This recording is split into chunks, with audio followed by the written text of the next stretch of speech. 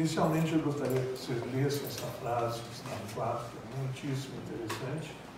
A frase que o Chico Xavier disse, não sei se ele disse ou se ele transcreveu de alguém aqui: suas crenças não fazem de você uma pessoa melhor, mas as suas atitudes, sim. Isso aí termina com qualquer briga de religião, que essa religião que é levada, essa religião é melhor, outra religião é pior. Nada disso. Depende de nós. Qualquer religião depende de nós. Inclusive, tem muita gente que nunca entrou em igreja nenhuma que é muito melhor que muitas autoridades de algumas igrejas. Então, depende de nós nos melhorarmos, do nosso esforço que nós vamos melhorar. Nós ouvimos a leitura do Evangelho, capítulo 5, Bem-aventurados aflitos, e tem 6 causas anteriores das aflições. Esse capítulo aqui, em primeiro lugar, vem nos trazer que nós já tivemos muitas vidas. Se alguém tinha alguma dúvida, lendo esse capítulo aqui, termina com qualquer dúvida, que os Espíritos vieram nos trazer essa informação de que nós temos muitas vidas. Nós já nascemos muitas vezes, nós já vivemos muitas vezes e nós já desencarnamos muitas vezes. Isso tudo a gente sabe que Deus, quando nos criou no espírito simples e ignorante para nós chegarmos um dia à perfeição. E essa caminhada que nós vamos fazer da ignorância até a perfeição, essa caminhada é feita através de múltiplas etapas, múltiplas encarnações, múltiplas vidas. E nessas vidas nós vamos cometendo acertos e vamos cometendo erros. Nós vamos corrigindo algumas coisas, nós vamos nos mantendo em alguns erros, nós vamos nos melhorando, nós vamos estacionando e vamos tendo uma oportunidade após a outra de nos melhorar. E quando nós cometemos falhas, cometemos erros, nós nos comprometemos. E esse comprometimento vai gerar uma necessidade de um resgate, vai gerar uma necessidade de uma corrigenda. E como é que nós corrigimos esses erros? Justamente nas outras encarnações, nessa própria e nas outras também, nós vamos corrigindo. Outra coisa que nós não podemos esquecer é que nós estamos vivendo num mundo de expiação e provas. Recém, o mundo que está na segunda fase da evolução. Uma classificação que os Espíritos fizeram para didaticamente a gente entender e nos situarmos, de cinco escalas de mundo, desde o mundo primitivo até o mundo celeste, nós estamos no 2. O 2 são os mundos de expiação e prova. O que é mundo de expiação e prova? Expiação é justamente nós passarmos por situações que nós fizemos os outros passar. Se nós fizemos alguém chorar, nós vamos passar por uma situação de chorar também, para nós aprendermos o que é aquilo que nós fizemos, valorizarmos aquilo que nós fizemos para os outros. Se nós roubamos de alguém, nós vamos passar por uma situação no mundo de expiação e provas. A nossa expiação vai ser de nós sermos roubados. Se nós fizermos mal para alguém, no mundo de expiação e provas, nós vamos sofrer o mal de alguém. Para nós, então, sentindo na própria pele as sensações ruins dessas situações negativas, nós então aprendermos que a gente não deve fazer isso para ninguém. E dentro dessas situações de comprometimentos que nós temos, e justamente que dá as bases para esse entendimento, existe uma lei chamada Lei de Causa e Efeito. Essa lei de causa e efeito é aquela lei que diz assim, tudo que nós fizermos, nós vamos ter a consequência. A causa é o que nós fizemos, a consequência é o que nós fizemos, nós vamos ou receber uma recompensa, ou vamos ter um sofrimento. Causa e efeito. Se nós fizermos o bem, nós vamos ter como recompensa a felicidade e a alegria. Se nós fizermos o mal, nós vamos ter como consequência o sofrimento. Então essa lei não falha nunca, porque é uma lei de Deus. E toda a nossa existência, todas as nossas existências estão sempre regidas por essa lei. E nós não vamos escapar dessas leis nunca, desta lei nunca.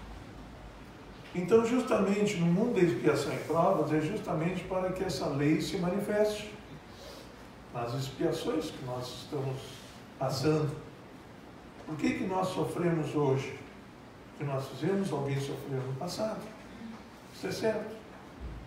Nada acontece por acaso e nenhuma injustiça acontece no universo inteiro. Porque Deus não deixa acontecer injustiça nenhuma. A cada um segundo as suas obras. Já foi dito isso. Então, cada um de nós vai ter um tipo de vida mais feliz ou menos feliz, dependendo do tipo de vida que nós tivemos na vida passada, nas vidas passadas.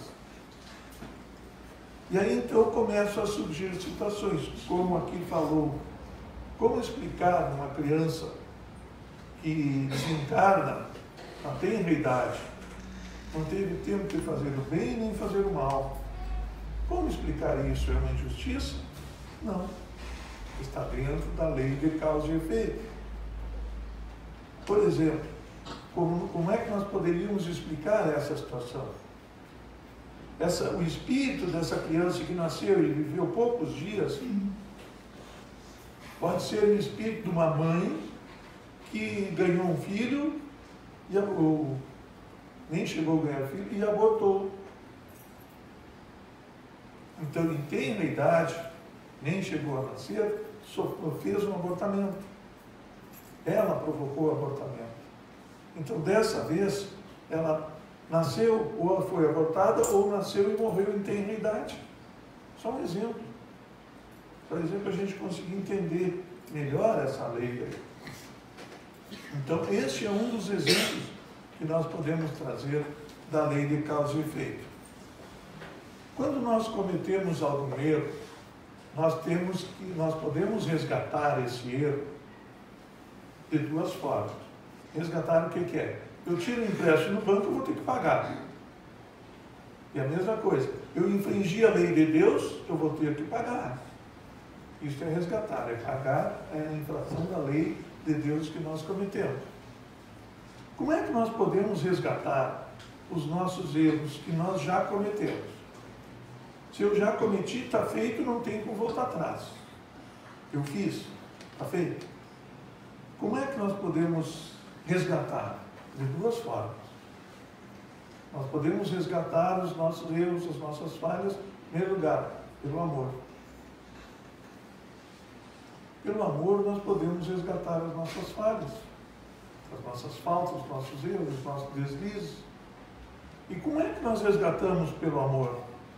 Fazendo o bem para as pessoas. Fazendo o bem para aquelas pessoas que estão dentro da nossa casa, dentro do nosso lar. Fazendo o bem para aquelas pessoas que estão ao nosso lado, os nossos vizinhos. Fazendo o bem para aquelas pessoas que trabalham junto conosco, os nossos colegas. Fazendo o bem, nós conseguimos anular e desfazer uma infinidade de erros que nós cometemos. Essa é uma forma. Mas se nós não fizermos o bem, se nós não nos modificarmos, nós vamos resgatar da outra forma, que é pela dor. Aí nós vamos sofrer. Nós vamos sofrer para sentir aquilo que nós fizemos de mal para o outro. Se nós aprendermos a lição e resolvermos fazer o bem para amenizar ou neutralizar o mal que nós tenhamos feito antes, muito melhor. Nós não vamos sofrer, não vai haver a necessidade de sofrimento. Isto é, se nós fizermos a nossa reforma íntima e conscientemente nós optarmos por fazer o bem, nós vamos resgatar. as nossas falhas do passado. E nós estamos aqui no mundo de expiação e prova. E Mateus nos disse na Bíblia, está na Bíblia,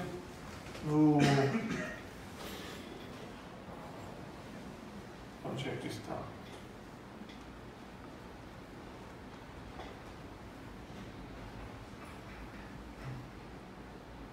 Aqui.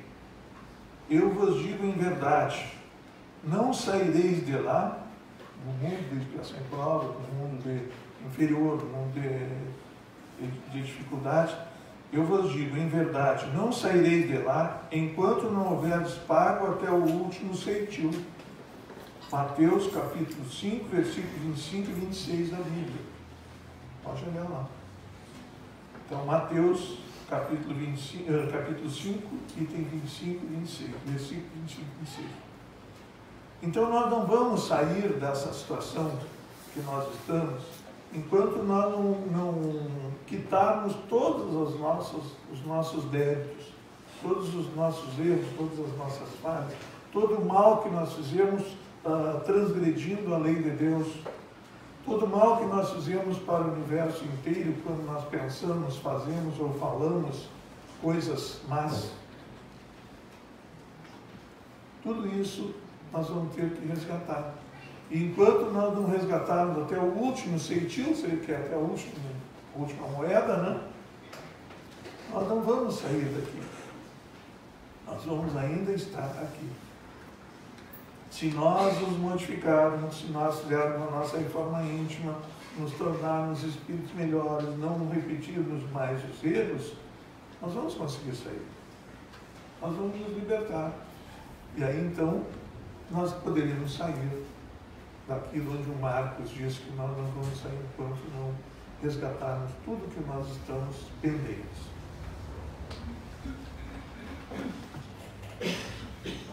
Por que eu estou falando tudo isso? Para nós termos uma base, para podermos entender o que eu vou dizer agora. Todo mundo está chocado, todo mundo está preocupado com essa tragédia ali em Minas Gerais, do Brumadinho. Todo mundo está chocado com ali. É uma tragédia bem maior que a da Botkiss, muito mais desencargo que a da Botkiss. E aí então, pessoal, como é que, hoje mesmo me perguntaram, como é que a doutrina espírita explica uma coisa dessas? De forma muito simples. Aquilo que eu falei, lei de causa e efeito. Lei de causa e efeito explica tudo isso. Vocês vejam ali quanta gente desapareceu, quanta gente já foi comprovadamente que desencarnou, mas quantos que estavam ali no meio do problema que ficaram vivos e sobreviveram. Hoje nós estávamos vendo a entrevista de 3 pessoas que estavam ali. 4 pessoas que estavam ali. 5. Um estava dentro da barragem, lá em cima da barragem. E sobreviveu. Por quê? Porque ele não tinha que resgatar agora. Ele tinha feito alguma coisa, já tinha resgatado, ou ele não tinha cometido os mesmos erros necessários para o desencarne como os outros tiveram. Outros estavam dentro de uma caminhonete ali e aquela onda de lama virou um comboio inteiro de um trem e a caminhonete, misteriosamente, foi levantada e ficou em cima da lama. E eles não desencarnaram. Lei de causa e efeito. A cada um segundo o seu merecimento. O merecimento desses 5 não era o mesmo merecimento desses outros 300 que certamente é por aí o número dos desencarnados. O que eles fizeram para ter que passar por essa situação? Não sei, ainda não sei, mas tem outros casos que nós sabemos. Nesse caso aí, por exemplo, eles morreram, digamos assim, soterrados, afogados, Quem será que eles andaram matando afogado? Quem será que eles, numa guerra, atiraram dentro d'água para matar afogado? Esses crimes que tanta gente faz, ata uma pedra e atira para dentro d'água, alguma coisa assim, pode ser.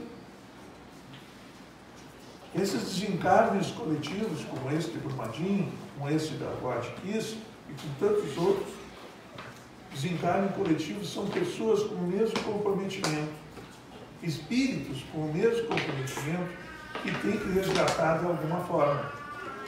E a forma que eles resgatam normalmente é da forma que eles se comprometeram. Aquilo que eles faziam para os outros, agora eles sofreram. Lei de causa e efeito. Está explicado, isso aí nós conseguimos entender tudo. Para nós conseguirmos entender melhor, vocês lembram no Réveillon lá no Rio de Janeiro, do naufrágio do Batomushi? Pegaram aquele barco, eram 50 e poucas pessoas, entraram para dentro daquele barco e foram assistir a maravilha dos fogos e artifícios do Réveillon lá no Rio de Janeiro. De dentro do barco a visão era melhor. Desses 50 e poucos, 38 desencarnaram afogados. Aí os espíritos nos contaram, está nos livros, nos contaram por quê? O livro Cartas e Crônicas, a última história é essa aí. Nos contaram que, na época das navegações, na época dos piratas, um navio mercante que carrega mercadorias. Então o navio mercante estava levando mercadorias pelo mar e chegou um navio pirata. O navio pirata, armado de todas as formas, como eram os navios piratas. Aí o navio mercante levantou bandeira branca, se rendeu, entregou, entraram, levaram tudo, saquearam o navio, tudo tá. Depois de todo saquear, levaram tudo que tinha, afundaram o navio, mataram todo mundo. Por quê? Só por maldade. Eles queriam a carga, queriam o que tinha dentro daquele navio, levaram, então levem, tá? Mas para quê? A maldade de matar todo mundo. Mataram todo mundo afogado. Desses piratas da época das grandes navegações, alguns se modificaram, alguns reconheceram o erro, alguns fizeram a reforma íntima e se melhoraram. Mas esses 38 não. Esses 38 eram justamente os piratas que estavam naquele navio, que mataram criminosamente todos os tripulantes do navio mercante. E vieram resgatar aqui no Rio de Janeiro, depois de mais de 500 anos, os mesmos espíritos. Eram os mesmos espíritos piratas que estavam encarnados nesses 38 que desencarnaram no afundamento do Batomushi.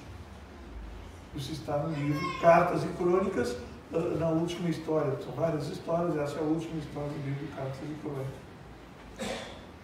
Então, com isso a gente ficou sabendo. Outra história, para nós conseguirmos entender bem a lei de causa e efeito. Alguns não tinham nascido aí. Na época de 1957, por aí assim, no Rio de Janeiro tinha um circo, numa sessão da tarde, com muitas crianças, incendiou o circo. Foi criminoso. Um incêndio criminoso do circo, um funcionário estava bravo com o dono do circo, botou fogo no circo, morreu uma infinidade de gente lá, se encarnou uma infinidade de gente. Aí então foi uma comoção geral de todo o Brasil pela quantidade de desencarne coletivo de todas aquelas pessoas, adultos e crianças, que desencarnaram nesse acidente do incêndio do circo.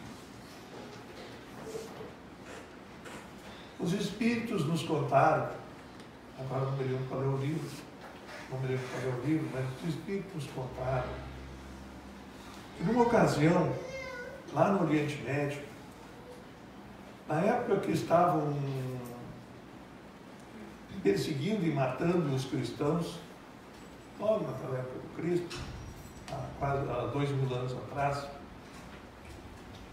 Um senador foi visitar uma determinada localidade, e cada vez que ele chegava numa localidade, as autoridades locais queriam aparecer e mostrar novidades a respeito do massacre dos cristãos. Na maioria das vezes eram jogados os cristãos dentro da arena e soltavam as feras para as feras trucidar os cristãos. E nós aqui, todos nós aqui, estávamos na plateia batendo palmas para as feras. O nosso espírito estava lá, batendo palmas para as feras, comendo, destruindo os cristãos. Então, nessa oportunidade, eles resolveram fazer uma situação diferente. Então, eles pegaram, botaram dentro do Coliseu, botaram um material inflamável em torno de toda aquele círculo central e botaram um cone, uma saída, que era a única saída que tinha, era aquela ali. E ali na boca daquela saída eles colocaram os cristãos e encheram todo o picadeiro de cavalos. E aí botaram fogo, aquilo ali, os cavalos se desesperando pelo fogo, estavam começando a se queimar com aquele fogo, e os cavalos desesperados procuraram a saída, que era aquele beco. E ali então eles mataram, pisoteados pelo fogo, todos os cristãos que estavam naquela arena. Passados 1500 anos, mais, vieram se reunir nesse circo no Rio de Janeiro, para então resgatarem a maldade que eles fizeram lá naquela época. Entenderam? Eles mataram os cristãos com fogo pisoteado pelos cavalos, pelos animais. E as crianças e os jovens e todas as pessoas e os adultos que estavam nesse circo no Rio de Janeiro morreram queimados e pisoteados. Da mesma forma que eles mataram. Exatamente a lei de causa e efeito certinha. Da mesma forma que eles mataram, eles foram mortos. Uma situação que a gente tem que ter muito cuidado para lidar com ela, mas vamos deixar ao encargo de vocês a conclusão. Na Boate Kiss, incêndio da Boate Kiss. Eu não sei se já tem uma explicação para isso aí. Eu não vi ainda, não. Até hoje não vi explicação para isso aí. Tem muita gente falando e tal, mas é muito polêmico o assunto. O que interessa assim, ó. Que dia foi? 27 de janeiro. 27 de janeiro. Entrem no Google e procurem Dia Mundial do Holocausto Judeu. Entre no Google. Sabe qual é o dia? 27 de janeiro. Exatamente na mesma data. 27 de janeiro. Como é que os judeus, como é que os soldados alemães matavam os judeus? Em câmara de gás, com o gás exatamente igual àquele que a espuma produziu quando queimou, o mesmo gás. Matavam com gás e matavam com fogo. Como é que morreram esses da Boate Kiss? Com gás e com fogo. Lei de causa e efeito. Claro que é natural que a sociedade se movimente para evitar que aconteçam essas coisas. Mas se eles não resgatarem nesse incêndio aí, eles vão resgatar numa barragem, eles vão resgatar num acidente de carro, vão resgatar num avião que cai, vão resgatar... E o que vocês acham de todos aqueles que no passado, principalmente da Santa Inquisição, que matavam todo mundo porque era bruxo. Como é que eles matavam os bruxos? Na fogueira. Por que a gente vê tanta gente hoje morrendo em incêndios? Então vejam que tudo que a gente faz, o futuro vai nos cobrar. E quando nós achamos que é